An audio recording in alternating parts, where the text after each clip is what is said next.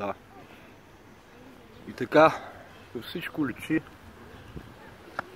че започва голямото преселение на Луната.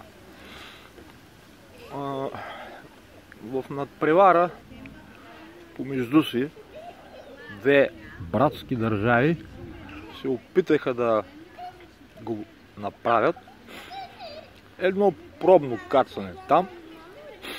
Сега руснаците не знам от каква гледна точка, не знам техните учени как го постигнаха, но техният апарат се разби на повърхността на Луната, т.е. те до Южния полюс така, на Луната така и не успяха да стигнат, докато тяхната